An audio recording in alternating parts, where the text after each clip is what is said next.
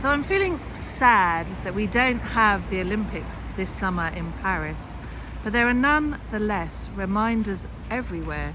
This entrance here on the left was a temporary museum dedicated to the Olympics. Now this is my local swimming pool with a view of the Eiffel Tower. It doesn't look so pretty, but on the other side there's a great deck and a view of the tower, and it's a clean, pristine pool that was renovated not long ago. And here you can see, as you can elsewhere around Paris, reminders of the games.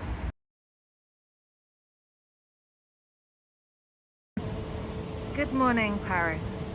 So today we are wandering around the city a year after the Paris 24 Olympics took place and reflecting on life after the Olympics.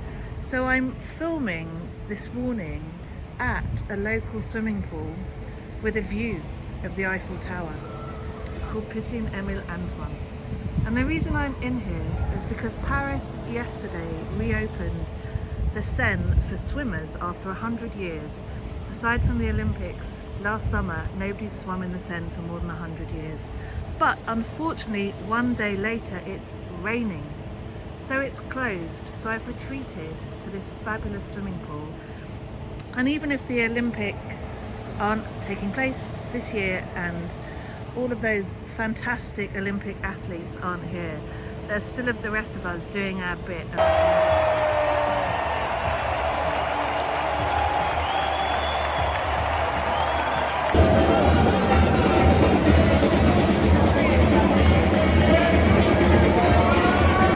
It's official, after 100 years people can swim in the Seine once again. I'm here at the Beau de Grenelle, something like that, swimming spot next to the Eiffel Tower. It's fab in the water. As a daily swimmer, I can highly recommend the water quality and temperature, and it's a lot less busy than the public swimming pools. So I want to think about the fact that what Paris gained from the Olympics was the Seine back for swimmers. Actually, we did get an elephant stadium. It's not like London where you've got the Stratford Elephant Stadium and similar situations in other countries. Here in Paris they built ephemeral stadiums. They were all taken back down, but now we've regained the Seine thanks to Olympic swimmers taking the plunge last summer.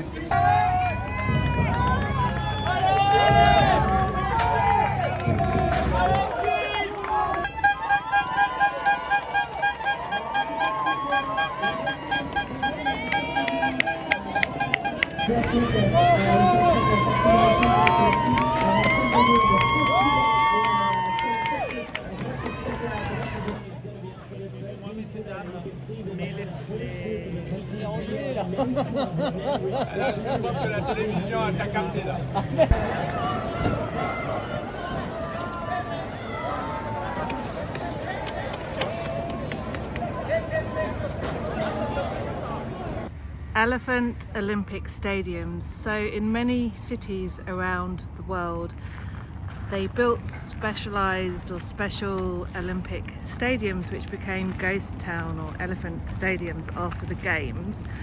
I'm proud to say that as I live in this neighbourhood, the 7th arrondissement in Paris, which hosted 9 or 11, can't remember which, ephemeral stadiums in key historic spots in town that were then taken down.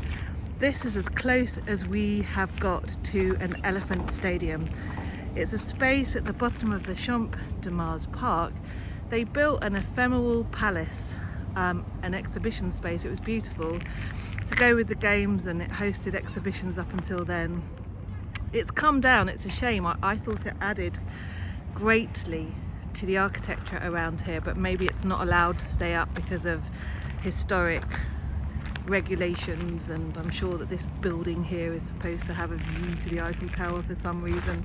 Anyway, it's down, but this is the only place. This is our elephant stadium.